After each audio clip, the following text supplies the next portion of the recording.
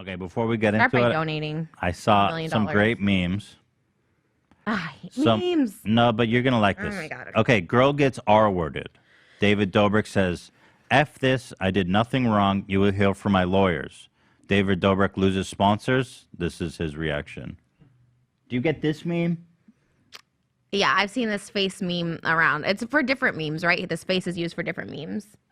It's the premise of the joke to me is, do you understand the joke that it's conveying? Why are you so meme challenged? I don't get memes. We get it without you having to make a meme about it. It's funny. Okay. I don't like this one, but...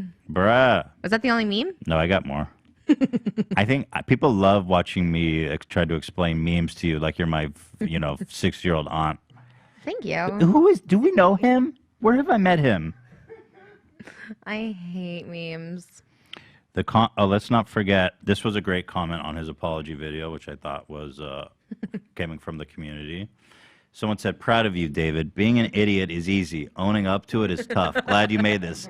Now, if you guys don't know, that's the exact comment David left on Dom's video apologizing for what he did during VidCon. I get that meme. Good, right? Yeah, that one's a good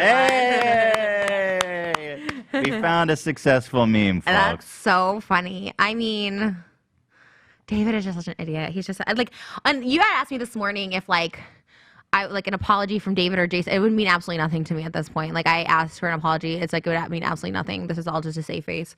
And I think he's disgusting. I'll always think it's disgusting. And there's nothing they can do to change that.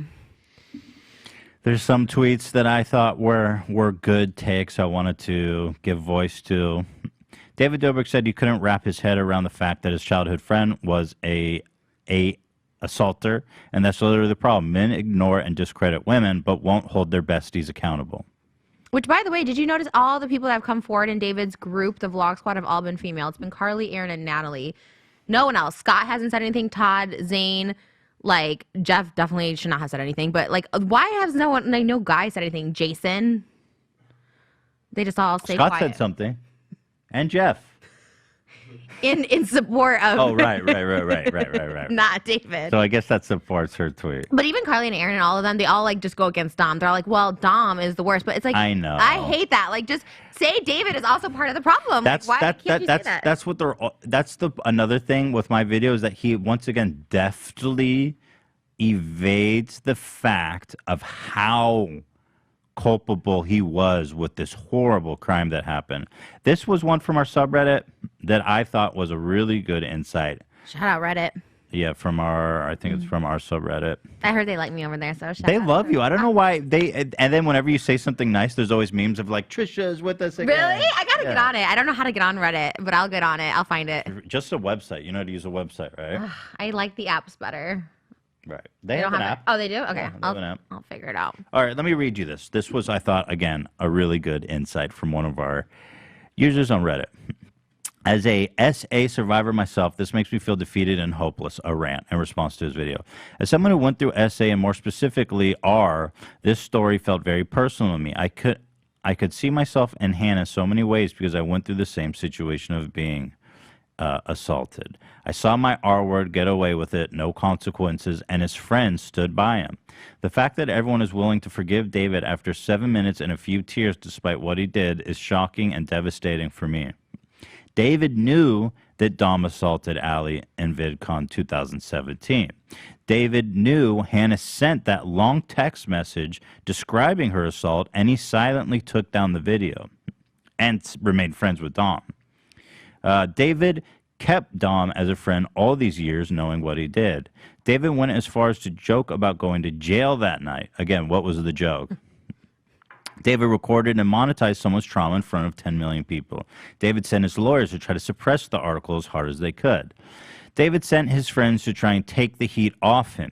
David and his lawyers kept trying to discredit victims just as recently as last week. David refused to make any appearance because he didn't think it was worth it. It took every single one of his sponsors dropping him to make him appear and make a few minutes half apology where he deliberately lied. Lies can be easily debunked if you've been following the situation. I didn't know she was R-worded. He did know. He and all three of his friends went to do a head count claiming that if he didn't see it, it didn't count. Not to mention that he was fully aware of the alley situation and decided to suppress it and praised Dom in the comments for his apology. I stopped having contact with Dom in 2019. He was photographed smiling and posing with Dom in February 2020. I actually have more on that coming up, which we'll get into later. Video, he had him in his merch promo for Fanjoy, like. Yeah, I've got more on that later. I didn't know there was a power dynamic, he said. There's several vlogs where he mentioned that he is the leader of the vlog squad and makes people compete for airtime, constantly reminding his friends that they're nothing without him. I don't know if I'm more angry at myself or watching him for so many years and not realizing, angry at David's fans for giving him so easily, angry at myself that I projected my traumas in this situation. He constantly paid people. Like, he knew he had a power over people. He always paid people to do stuff. He paid me, like, money one time to suck someone's toe, one time to drink someone's piss. Like, he'd always give me, like, $100. You drank someone's piss? Mm-hmm. Whose? Heath. I don't know who that is. How much did you drink? Nobody does anymore. It was like a water bottle of it. How much did he pay you? $100. Trisha! I know. Crazy. I'd pay you way more to do that. I'll do it.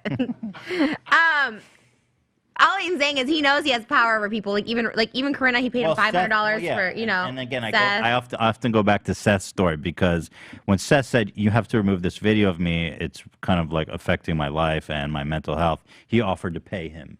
So don't act like he didn't know the influence he had over people. She finishes by saying, at the end of the day, I just hope Hannah can find closure and I hope that she can move on peacefully with her life because I didn't and it still haunts me every day. So thank you for sharing your story to this person on the subreddit. You know. Yeah, it's really bad. This story is really bad because, you know, the thing is of course he'll be fine and, you know, he'll continue to do whatever he's doing. It's like just like Michael Bay and like all those people, like they all just continue working. Bryan Singer, like people do horrible things. There's like evil people. Mel Gibson, like people still work. Like yeah, and I mean Mel Gibson again. It's like he said anti-Semitic things, but like he didn't. Like still, this is kind of even worse. I know, but that's what I'm saying is like he's still gonna just be able to. That's why I was disturbed when I saw 99.9% likes. I was like, really? Everybody's down with this? I don't know. It takes time though. Maybe over time, like eventually, kind of like Kevin Spacey. Like it took a while for him to actually get canceled, you know, because there were so many stories about him for so long and people just kind of knew. Well, do you think there's a road to redemption for David, like years from now, if he makes meaningful changes? I don't think he deserves it, but of course he will be able to. You know, he has a fan base and he's. I don't know that. I think that there is a legitimate path to redemption for David in some time. I think he's super evil. I think he's. But really I don't know him. I don't know him like you do. So you know. I only know from what I experienced, and that is like a really traumatic thing. He knew that I like tried to kill myself. Jason knew that, and like they literally just blocked and ignored me. And then not only that, but you weaponized it against me. Even Jeff up until that on Sunday, being like, "Well, you did do this 2-3 years ago, so how are we supposed to hold you credible?" Like they use that constantly. His lawyers, all this stuff like that, like a really vulnerable thing that like. Came from Trump because that week up to the thing of me doing that, like I told David I did not want the stuff in the vlog. He still put it up.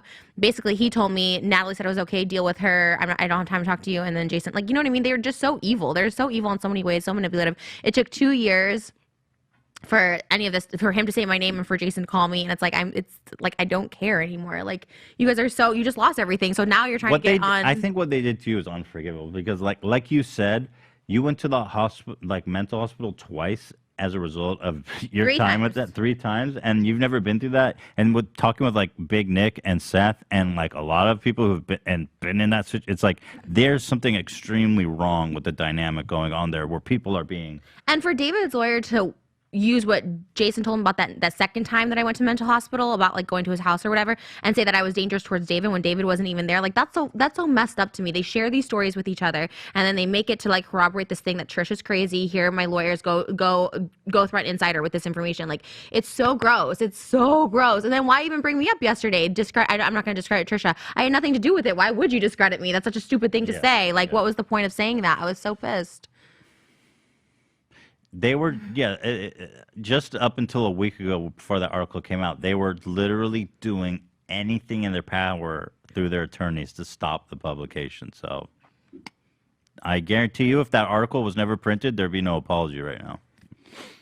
Even though he knew all this shit already. Anyway, here's another meme. David making a Trisha-styled video on the floor crying. So you owe some sincere gratitude to Trisha. I was crying over like a breakup. He's crying because he's a little bitch.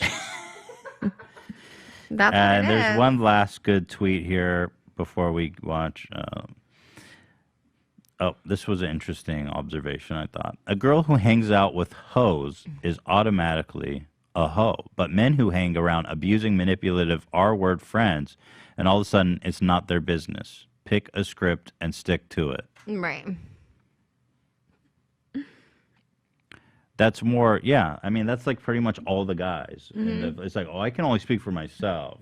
Even though you always speak for each other, we're a group. We know who we are. Like you guys always speak in that tense. So which is Yeah, it's we, and then all of a sudden it's like, hey, I can only speak for myself. But you didn't. You said duh. Anyways, that's so annoying. So frustrating. Okay, so. Ugh.